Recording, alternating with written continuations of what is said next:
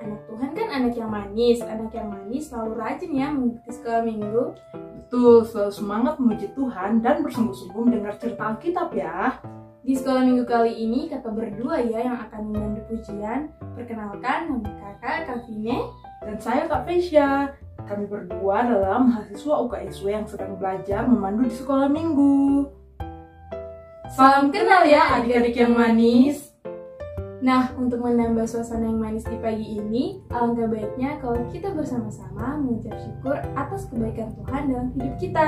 Betul, Tuhan Yesus begitu baik karena kasih-Nya tak berkesudahan dalam hidup kita. Yuk, dengan penuh semangat, boleh juga nih sambil bergoyang. Kita nyanyikan Tuhan Yesus baik. Musik.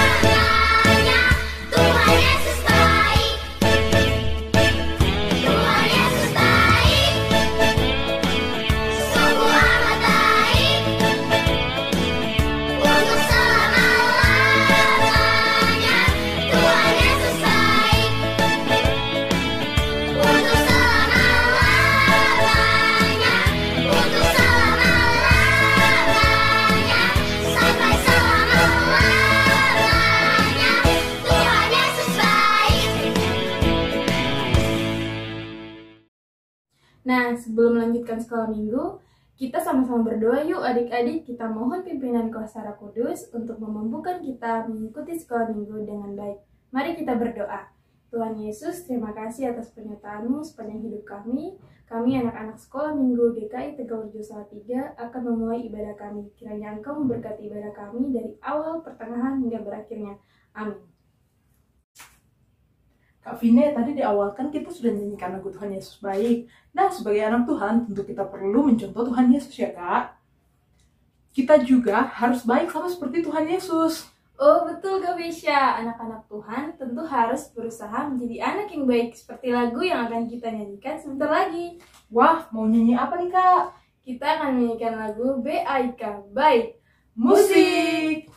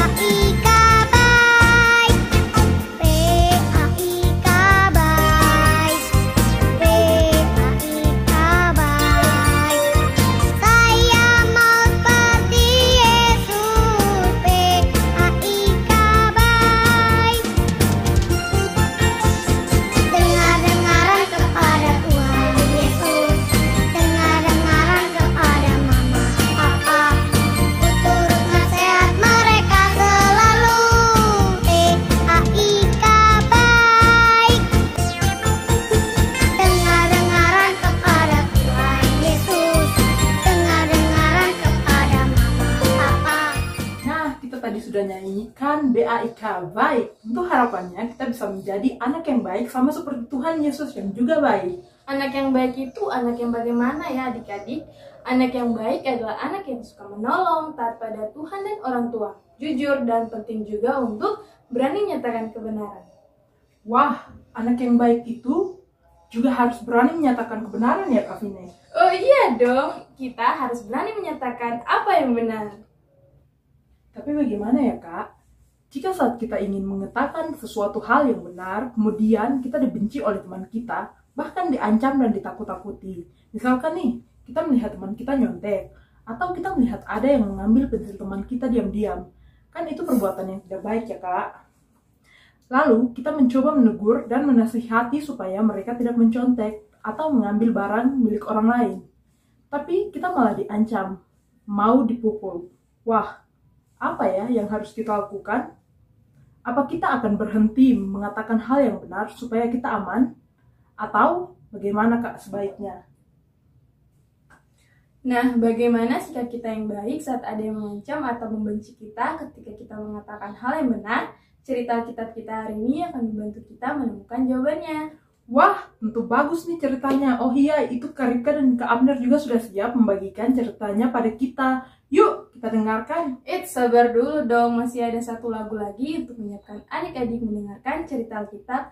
Kita bersama nyanyikan Bapak Abraham. Musik!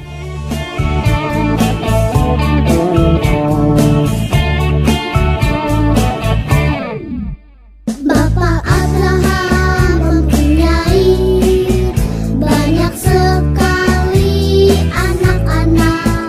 Aku anaknya dan kau juga. Mari puji Tuhan, tangan kanan tangan kiri. Bapak Abraham mempunyai banyak sekali anak-anak. Aku anaknya dan kau juga. Mari puji Tuhan, tangan kanan tangan kiri, kaki kanan kaki kiri. Bapak Abraham mempunyai banyak sekali anak-anak. Aku anaknya dan kau juga. Mari puji Tuhan, tangan kanan tangan kiri, kaki kanan kaki kiri. Lihat atas lihat bawah. Bapak Abraham mempunyai banyak sekali anak-anak. Aku anaknya dan kau juga. Mari puji Tuhan, tangan kanan tangan kiri, kaki kanan kaki kiri. Lihat atas lihat bawah, putar-putar lalu duduk. Silakan Kak Ripka dan Kak Abner. Terima kasih Kak Vesia dan Kak Vina yang telah mengajak kita semua memuji Tuhan dengan gembira. Halo adik-adik yang manis, apa kabar? Kakak berharap adik-adik semua dan keluarga sehat selalu ya dalam berkat perlindungan Tuhan. Nah, kita berjumpa lagi adik-adik. Masih ingat kan dengan kakak? Yang berapa waktu lalu kakak sudah memandu adik-adik di sekolah minggu. Nah, nama kakak Kak Ripka ya adik-adik. Kalau nama kakak, Kak Abner.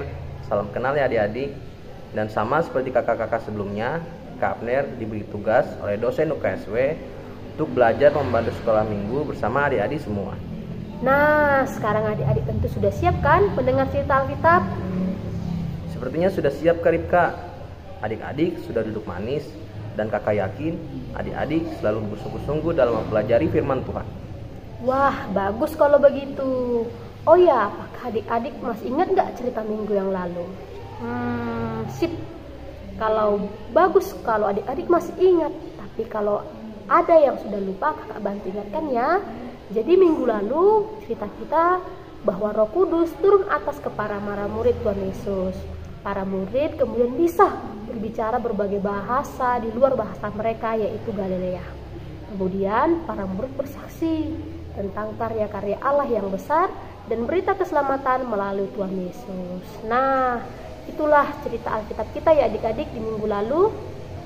Nah, saat ini Kakak akan melanjutkan ceritanya ya adik-adik. Sudah siapkan Alkitabnya? Hari ini cerita kita diambil dari Kisah Para Rasul 5 ayat 17 sampai 42. Yuk kita sama-sama menyimak. Kisah Para Rasul 5 ayat 17 sampai 42. Rasul-rasul dilepaskan dari penjara. Akhirnya mulailah imam besar dan pengikut-pengikutnya, yaitu orang-orang dari mazhab Saduki, bertindak sebab mereka sangat iri hati.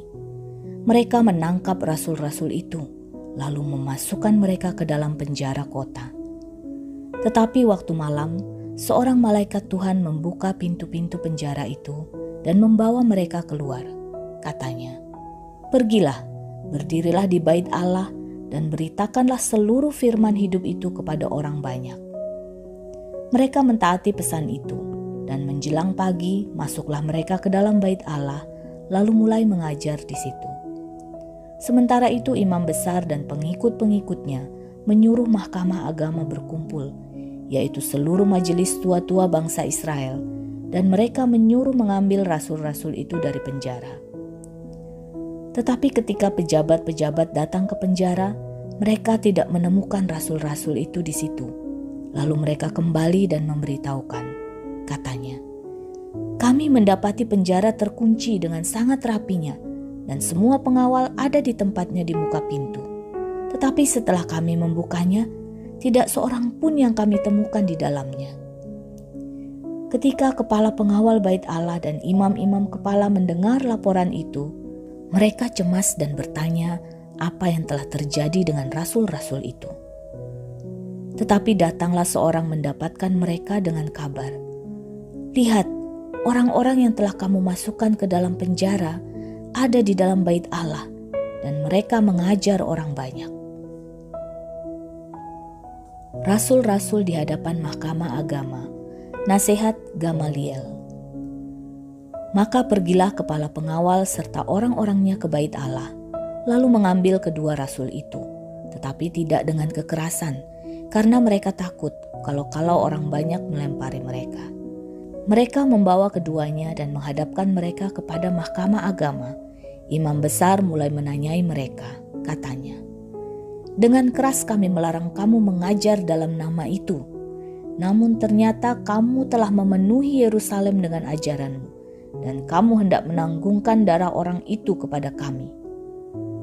Tetapi Petrus dan rasul-rasul itu menjawab, katanya, "Kita harus lebih taat kepada Allah daripada kepada manusia. Allah nenek moyang kita telah membangkitkan Yesus yang kamu gantungkan pada kayu salib dan kamu bunuh. Dialah yang telah ditinggikan oleh Allah sendiri dengan tangan kanannya menjadi pemimpin dan juru selamat, supaya Israel dapat bertobat dan menerima pengampunan dosa.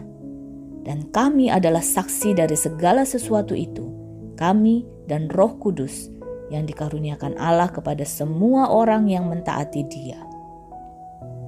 Mendengar perkataan itu, sangatlah tertusuk hati mereka, dan mereka bermaksud membunuh rasul-rasul itu. Tetapi seorang Farisi dalam mahkamah agama itu yang bernama Gamaliel, seorang ahli Taurat yang sangat dihormati seluruh orang banyak, bangkit dan meminta supaya orang-orang itu disuruh keluar sebentar. Sesudah itu ia berkata kepada sidang, "Hai orang-orang Israel, pertimbangkanlah baik-baik apa yang hendak kamu perbuat terhadap orang-orang ini. Sebab dahulu telah muncul si Teudas yang mengaku dirinya seorang istimewa, dan ia mempunyai kira-kira 400 orang pengikut. Tetapi ia dibunuh dan cerai-berailah seluruh pengikutnya dan lenyap. Sesudah dia, pada waktu pendaftaran penduduk, muncullah si Yudas, seorang Galilea. Ia menyeret banyak orang dalam pemberontakannya. Tetapi ia juga tewas dan cerai-berailah seluruh pengikutnya. Karena itu aku berkata kepadamu, janganlah bertindak terhadap orang-orang ini. Biarkanlah mereka. Sebab jika maksud dan perbuatan mereka berasal dari manusia, tentu akan lenyap. Tetapi kalau berasal dari Allah, kamu tidak akan dapat melenyapkan orang-orang ini. Mungkin ternyata juga nanti bahwa kamu melawan Allah." Nasihat itu diterima. Mereka memanggil rasul-rasul itu, lalu menyesah mereka dan melarang mereka mengajar dalam nama Yesus. Sesudah itu mereka dilepaskan. Rasul-rasul itu meninggalkan sidang mahkamah agama dengan gembira karena mereka telah dianggap layak menderita penghinaan oleh karena nama Yesus. Dan setiap hari mereka melanjutkan pengajaran mereka di bait Allah dan di rumah orang-orang dan memberitakan Injil tentang Yesus yang adalah Mesias.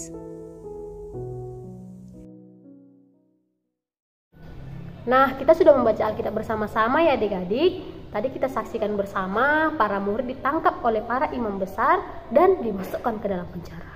Kenapa ya Kak? Kok para murid penjara? Iya Kak, para imam menangkap dan memenjarakan murid-murid itu karena mereka tidak suka. Pengikut Tuhan semakin banyak, para murid dalam kuasa Roh Kudus pun melakukan mujizat, menyembuhkan orang sakit, mengusir roh jahat, sehingga semakin banyak orang yang percaya dan menjadi pengikut Tuhan Yesus. Para murid mengatakan dan melakukan kebenaran, malah dibenci, diancam dari penjara ya Kak?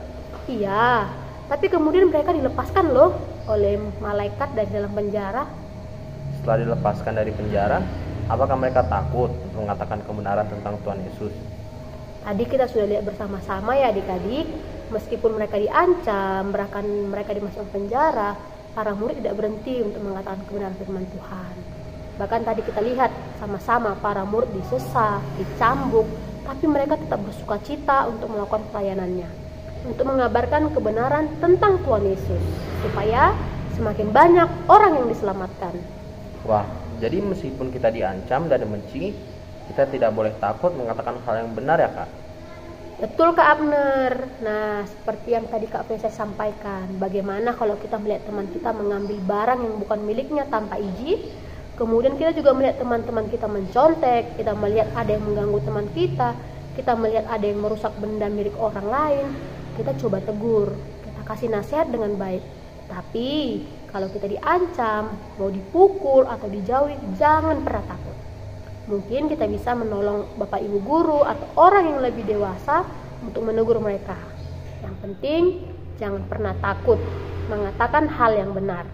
Meskipun diancam atau dibenci, kita percaya Tuhan akan menolong kita. Nah, adik-adik siap ya?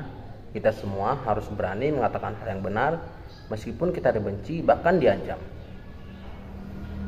Karena kita percaya Tuhan akan menolong kita. Mari kita berdoa, kakak akan pimpin kita dalam doa. Lipat tangannya, tutup matanya. Ya Tuhan Yesus, terima kasih Tuhan atas berkat-Mu. Kau masih mempertemukan kami untuk melayani sekolah minggu seperti biasanya. Tuhan berkati kami semua dimanapun saat ini kami berada, baik Bapak Ibu guru sekolah minggu, adik-adik sekolah minggu, dan keluarga adik-adik sekolah minggu. Kiranya Engkau selalu melindungi kami. Ya Tuhan, berkati kami supaya kami menjadi anak yang berani untuk mengatakan akan kebenaran-Mu. Kami tidak takut untuk dibenci, dipukul ataupun dijauhi. Yang penting kami menggambarkan firman-Mu dengan baik dan mengatakan hal yang benar. Ya Tuhan, kami juga berdoa untuk pertemuan kami selanjutnya. Kiranya Engkau yang memberkati pertemuan kami selanjutnya. Dan apapun yang menjadi kegiatan adik-adik sekolah minggu, Tuhan selalu turun tangan dalam membantu adik-adik sekolah minggu. Terima kasih Tuhan Yesus, kami telah berdoa. Amin. Demikian sekolah minggu hari ini. Selesailah sekolah minggu sampai di sini. Bye bye, bye bye, sampai minggu depan.